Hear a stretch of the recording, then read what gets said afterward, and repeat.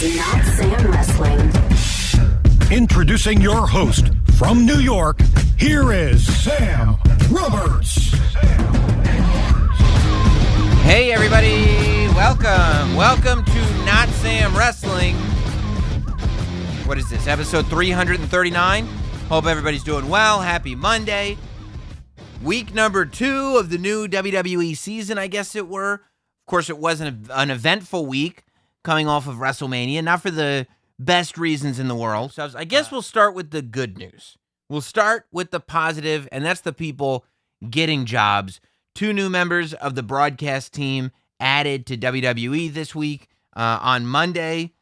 Monday, it was twofold. 1 return and 1 debut. The return was a big enough deal. The debut, I mean, it was a big deal at the announcer's table. It's not going to go on the list of WrestleMania after Raw debuts because, I mean, really, I think the WWE just kind of made the decision to not do a traditional Raw after WrestleMania. Fans were not going to be in the building. They weren't building up to any giant, massive returns, at least immediately. So they just did an episode of Raw, which sometimes you just do an episode of Raw, except this week, not only did we have the Charlotte promo, which we should take a moment to pause and say, what an incredible promo from Charlotte Flair on Raw. I absolutely loved that promo. It was, I think, probably closer to Ashley Flair than any Charlotte promo has been before. The stuff she was saying felt like a shoot. The stuff she was saying was true. And I love the story that this version of Charlotte is telling. This is what I've been waiting for with Charlotte. I think it's great. Clearly, we're headed towards some kind of triple threat between Asuka, Rhea Ripley, and Charlotte. And it's just, I love when Charlotte embraces the Charlotte fatigue that sets in, unfairly, I believe, with some wrestling fans that feel like Charlotte shouldn't be in every main event. Or roster members, let's be honest, Peyton Royce cut a monster of a promo on Raw Talk only a few weeks ago. We'll talk about Peyton Royce, but she cut this monster of a promo where she talked about certain people not getting opportunities, the same people getting opportunities and her never getting one. Dana Brooke, for a while, that was her kind of motto. She wasn't getting the opportunities. And it's never brought up specifically, but we all kind of know that the reason they're saying that is because the undertone is that Charlotte is the one that gets all the opportunities. So Charlotte coming on television as a character and hitting it straight forward and saying, I am the opportunity. Your opportunity is the ability to share a ring with me. And I mean, I love it because I agree with it. Because I'm sitting here thinking the only reason Charlotte is in the main event of every women's show is because she's the biggest woman on the planet as far as professional wrestling goes. Becky Lynch came in and took that title from her. That's why Becky Lynch ended up in all the main events. Becky Lynch is probably the biggest female superstar ever, or will get there when she gets back. But it's hard to argue that any female superstar has ever been more popular than Becky Lynch. Charlotte is like a John Cena of the women's division. Charlotte is the best. Charlotte is dependable. Charlotte is a major, major star. So it's like, okay, if you want your opportunities, prove it and be better than me. And that's what this Charlotte character is saying, and I thought it was great. I thought that was the best part of Raw, to be frank. I thought it was my favorite thing on Raw, the Charlotte promo. But we were talking about the announce table. Adnan Virk being added to the announce table as the play-by-play guy. First, shout-outs to Tom Phillips, who's I think he's awesome. And, this has happened to Tom before. He lands on his feet. He'll land on his feet again, I have no doubt, because he's very good at what he does. Adnan Virk definitely coming in and bringing more of a sports feel to it. Bringing more of a kind of an experienced sports broadcaster. Doesn't sound like a wrestling announcer. Sounds like a guy. Sounds like who he is. A guy that's got experience calling sports. And it's going to go one of two ways, you know. I think it was good. I like change. I like different. I like mixing things up. Let's try new things. And so I enjoyed it. The only stuff that he really messed up on, Adnan Virk, was stuff that you would assume one would on his first day. All of his mistakes were first day mistakes. All of his mistakes were as forgivable as any mistakes could be. I thought Byron Saxton and Corey Graves, I mean, if they hadn't proved their worth before, really showed how great they were at helping Adnan be able to run that table, or at least sound like he's running that table as a newbie. And I think it'll take him a few weeks, but the thing about WWE is it all moves so quickly that you get acclimated quickly. And we'll find out within a few weeks if this is a good fit. And I believe it will be. I think that it will be. I think that, you know, calling Drew McIntyre the Celtic Warrior or whatever he called him, for example. I think that's, he called him the Celtic Warrior instead of the Scottish Warrior. And a couple of little things here and there, you know. I think the complaints about him not calling moves, that's not what happens in WWE.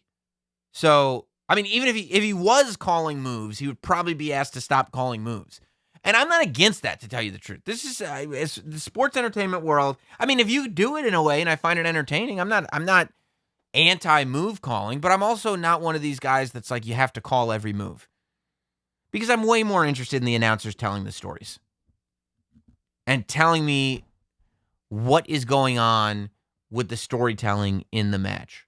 Oh, and explaining the motivations and explaining why this would happen here. And you know, I think all that is much more important. But I think that for the fact that he has never called wrestling before and he showed up on Monday Night Raw, I think he kicked ass. So I'm looking forward to seeing him grow in the position, and I think that he will. Then on SmackDown, the mystery was, and I figured that there had to be a new color person on SmackDown, right? There had to, and also we should also, like, in WWE, it's not quite the same. AEW has like 3 play-by-play guys. That's how they do their commentary. Tony Schiavone, JR, and Excalibur are pretty much all doing play-by-play. In WWE, they have very specific roles. On Raw, they have a traditional 3-man booth. Adnan is the play-by-play guy. Corey Graves is the heel color commentator. Byron Saxton is the babyface color commentator. So, like, you know, you hear every time that the announce team gets switched around, they act like, oh, why don't you just put Tom Phillips with Michael Cole? Or why don't you make Corey Graves the play-by-play guy or the head announcer on Raw? Or why don't you do...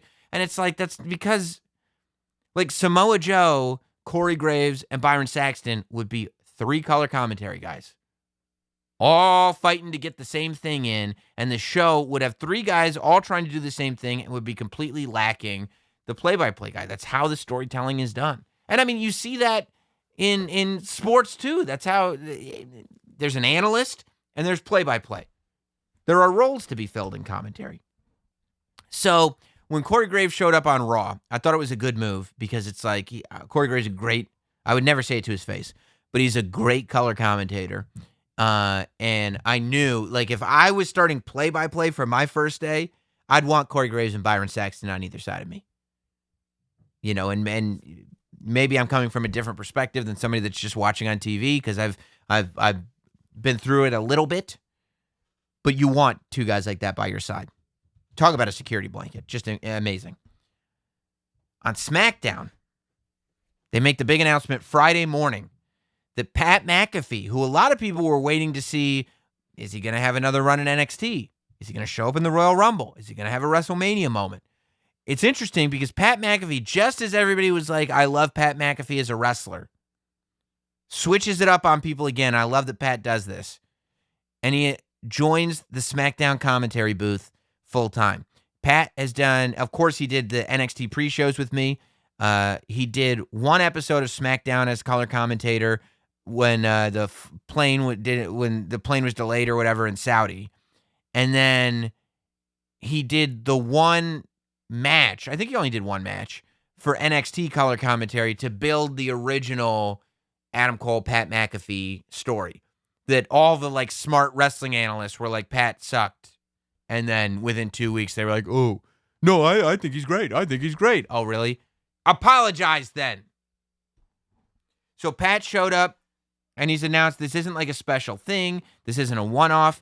Pat McAfee, the new full-time permanent partner to Michael Cole, color commentator on SmackDown. And I'm going to tell you right now, everything that I just said about the comfortable position that Adnan Virk is in on Raw with Corey and Byron, Pat McAfee 100-fold. If you are doing wrestling color commentary for what's conceivably the first time, Michael Cole being in a two-man booth, first of all, much easier than a three-man booth. Being in a two-man booth and having Michael Cole there as your play-by-play guy, there's literally no better scenario. And I know we kissed Michael Cole's ass on this podcast. Mansuri was on, and we were just having an ass kiss fest. But Michael Cole, as they say, deserves all of the flowers. And I would say that to his face. There couldn't be a better play-by-play partner for Pat to start with. And I'm sure that after that one show, after his first show, I'll bet you Pat McAfee would tell you the same thing. But I thought Pat was excellent as the color commentator on SmackDown. And I was wondering, Pat comes from the world, and I've been there, hosting a solo radio show, and Pat's got his army with him. He's got Michael Mansuri behind the ones and twos. He's got young Zito. He's got old Foxy, Jared Fox. He's got a whole army of people that I'm sorry aren't all getting shout-outs, but you all deserve them because you're all beautiful. But when you're hosting a solo radio show, you're used to just grabbing everything and kind of being responsible for everything. Like, you are painting the picture. Like this show. Like, for me, I'm not going to stop talking. I'm not going to let things breathe. I can't.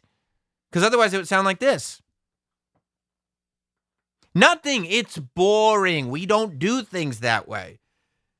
So now you have to go in and you have to take that skill set and put it aside. Because what you have to do is you have to learn how to work with a partner who's doing play-by-play. You have to learn what your role is as a color commentator and hit all your marks. And then, ultimately, you are there to complement the story that's going on in the ring. It's a completely different art form. I thought Pat was able to bring himself way down. I know Pat. And we had Pat dialed down. Pat is ready to take over.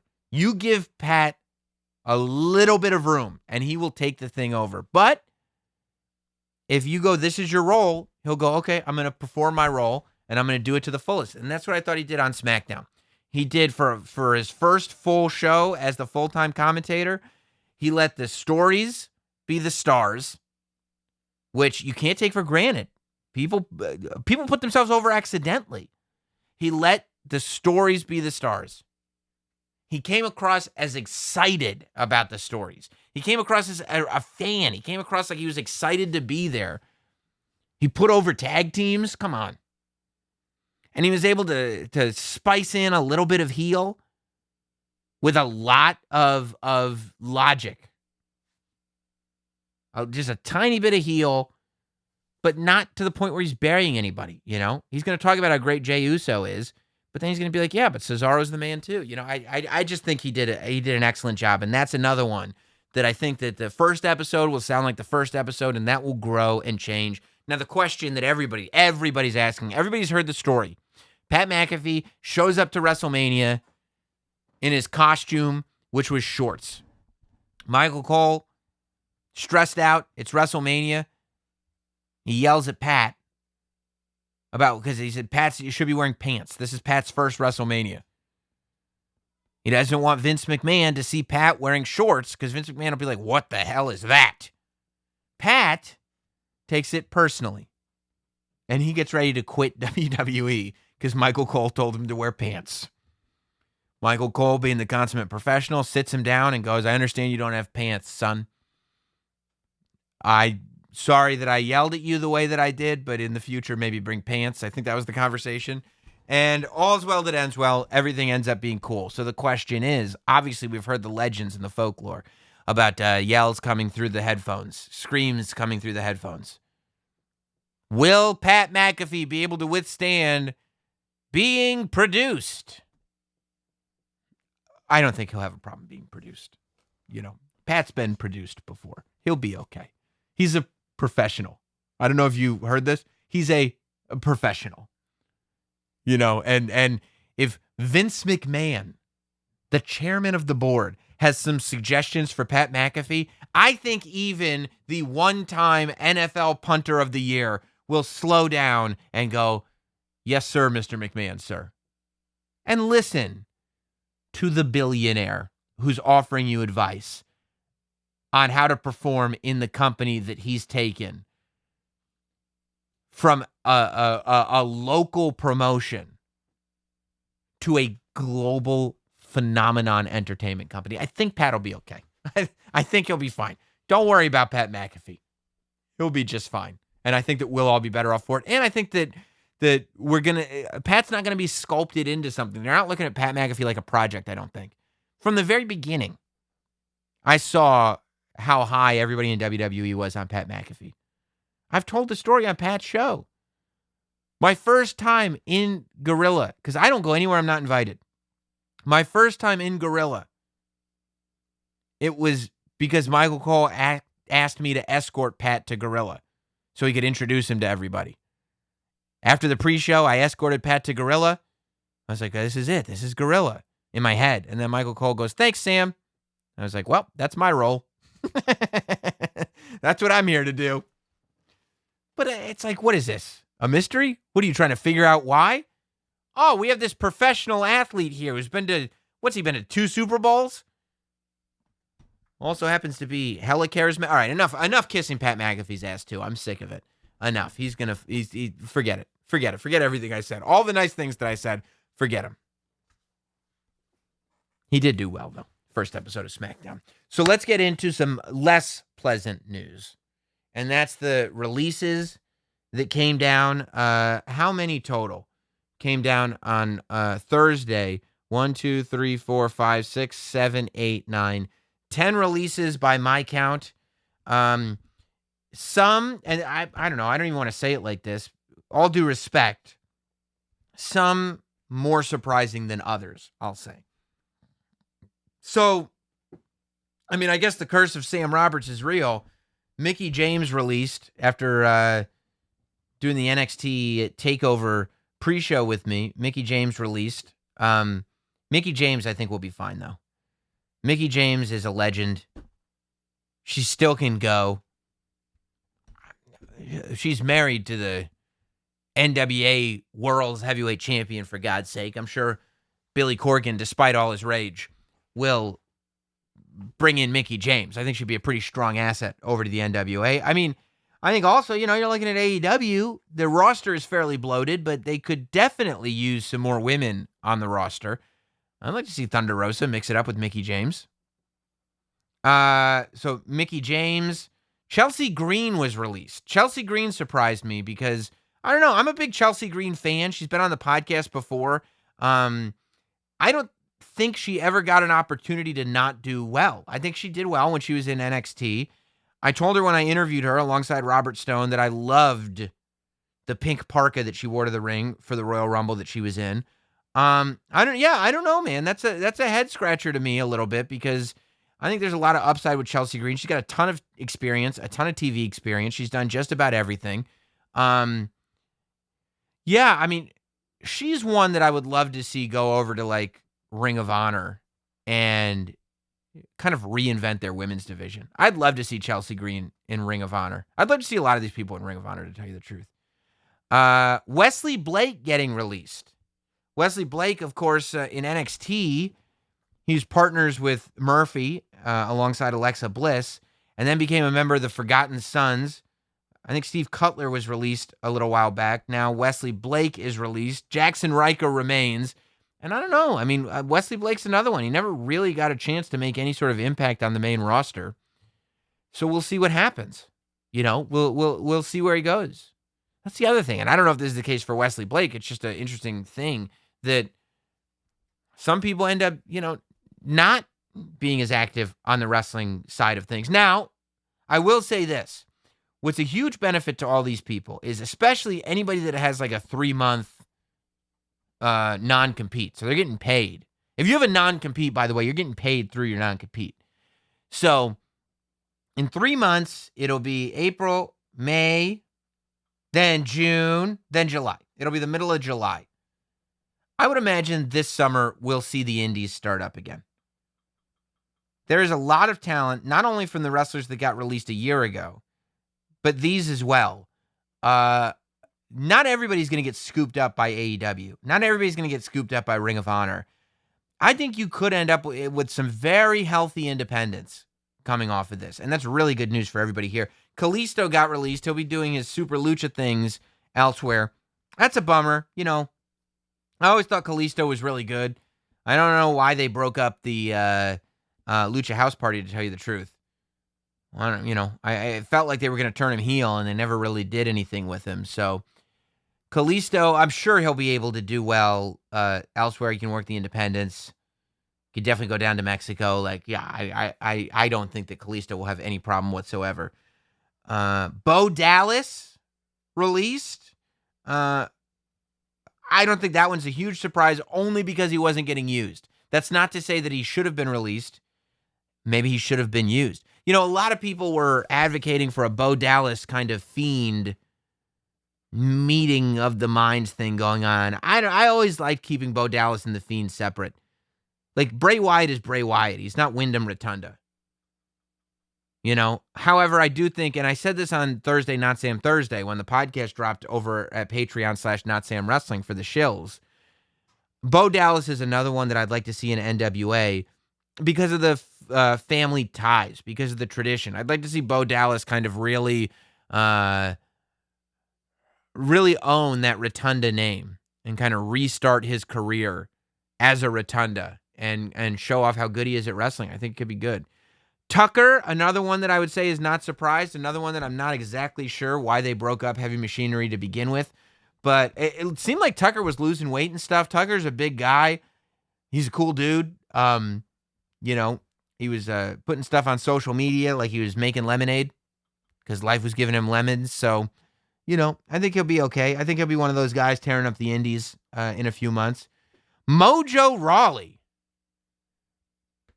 Mojo, again, not surprised. He wasn't being used. But also a guy who it didn't feel like, you know, they had reinvented his character.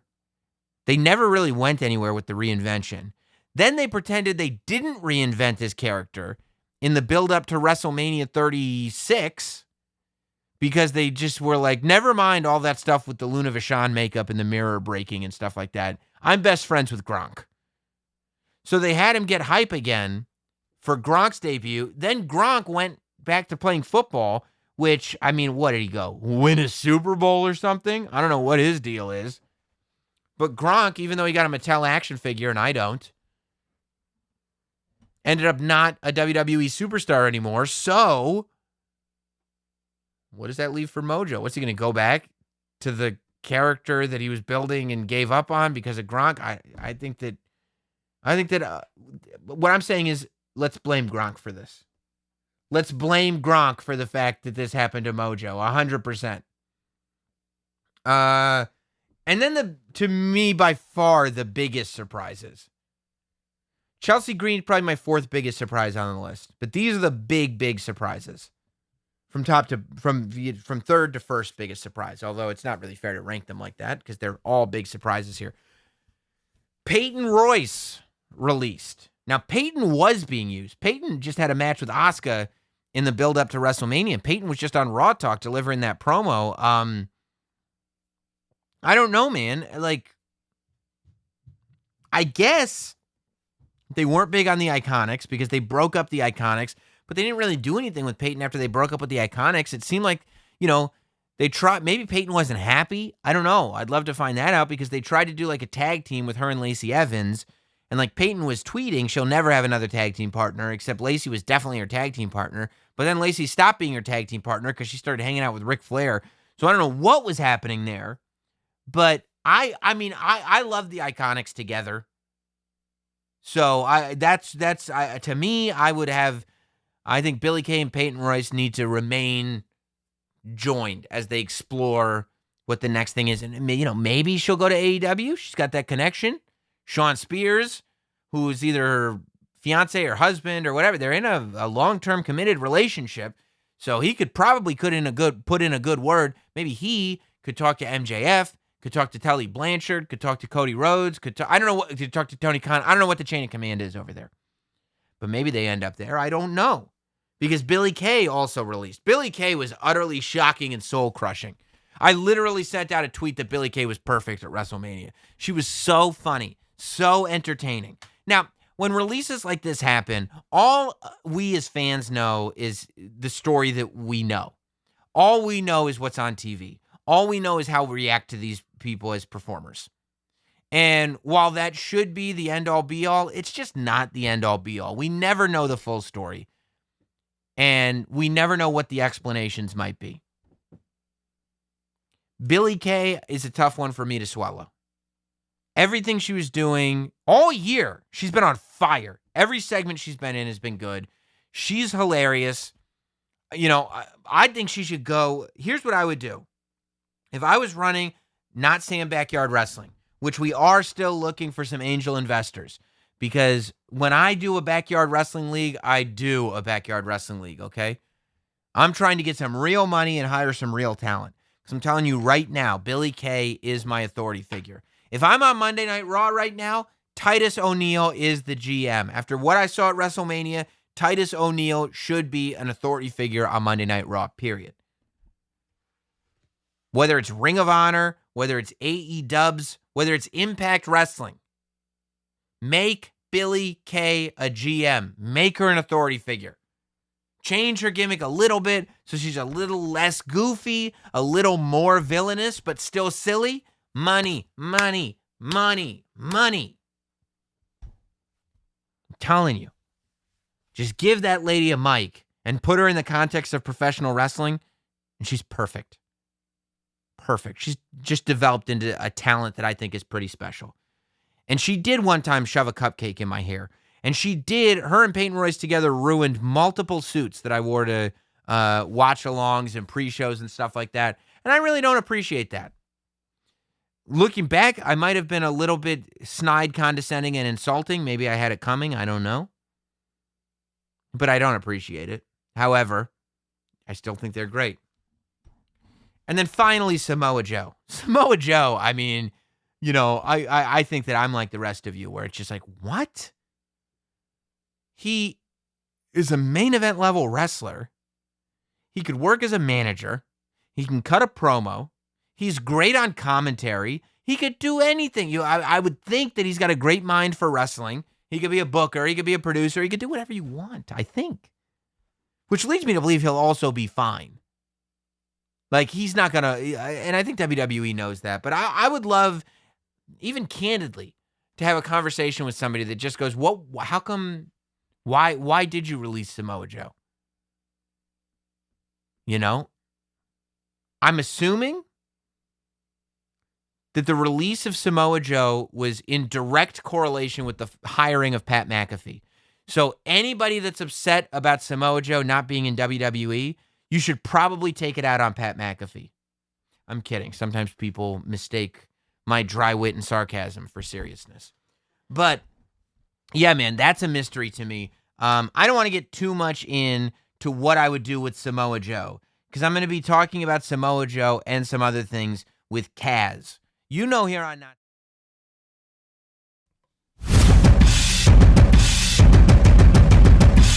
Thanks for listening. Follow at Notsam on Twitter, Instagram, Facebook, and YouTube. Rate, review, and subscribe. This has been Notsam Wrestling.